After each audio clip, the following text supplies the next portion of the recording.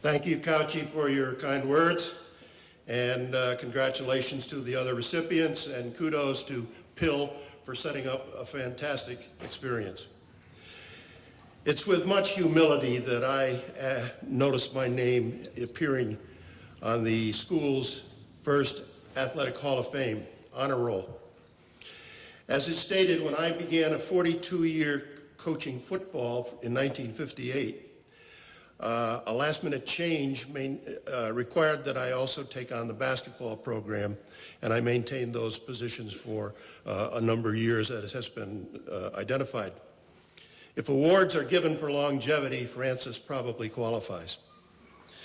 Whenever a person is involved in coaching for a number of years, invariably the issue of wins and losses comes up. When I did not keep good track of wins and losses. However, I did feel that if the other team had material that was comparable to ours, and we would win our share of games, as long as the coaching staff didn't screw it up. When I came to Williston, the athletic director was Dale Lash, a perfect gentleman who had been a successful basketball coach at Wesleyan. As he approached retirement without any teaching or coaching responsibilities, Dale was able to fulfill the responsibilities of the athletic director position by himself. But soon, with his blessing, I began to take over and was assigning the coaches, representing the school at meetings, doing the scheduling. Eventually, Dale retired and I took on the title.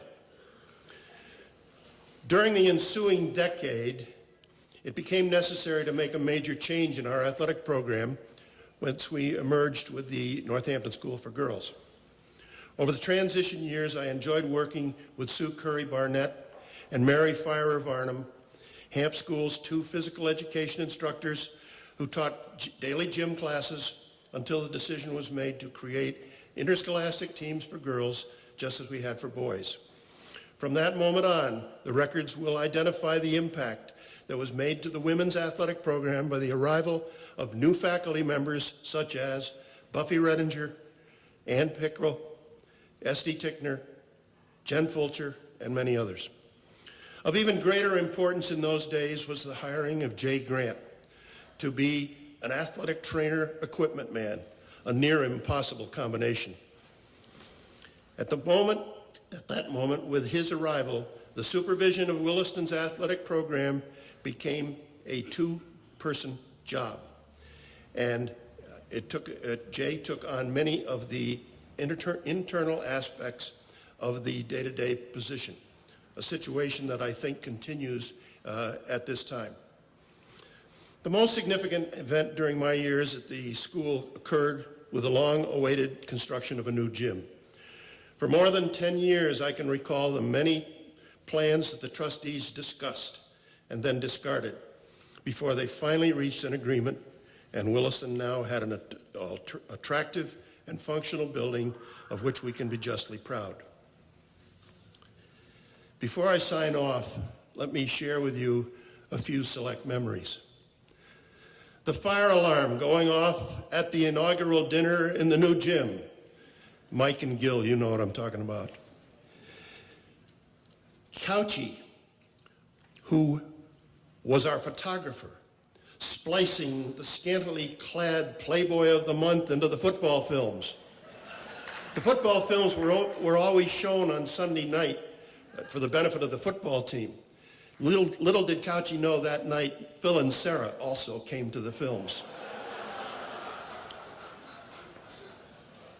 You all heard this story about 1962's team having only 1 win. I was coming close to the faculty room one day in late 1962, and I heard Phil Stevens said, "And that will never happen again." And I thought, oh my God, he's talking. I mean, here goes my job. We're 1-6, and he's going to can me right now. What was the solution? Well, the solution was build John Wright. Take 50 more kids, 16 of them as PGs. 6 of them start on the football team and go out and produce what you just saw in front of you a little earlier. So we know somebody who did a pretty good job of recruiting. Coaches driving school buses, and there's a long story behind that. Denny Grubbs swimming in the new pool with all his clothes on. Harrison Thresher, alias Harry Blue Dart, driving the bus. Carpy and Al Shaler would happily tell you humorous stories about Harry that would keep us here for another hour or so, just as I could share the tragic lifestyle of Howard Hassler, our equipment man, who snoozed in the morning, leaning on the Dutch door, did the laundry in the afternoon, and drank a quart of gin at night. A practice which led to his subsequent demise shortly after he left Williston's employ. And finally, on a happy note, I want to express sincere thanks to all those who have made our 42 years in East Hampton such a fantastic voyage. The student athletes, their parents like Betty and Don Tim, fellow coaches like the great Vin LaBello, late Vin LaBello, and our dear friend Dan Carpenter, and many companions amongst the faculty and staff. As I have previously stated, I would do it all over again in a heartbeat, with the exception of a couple losses on the gridiron. Go Wildcats!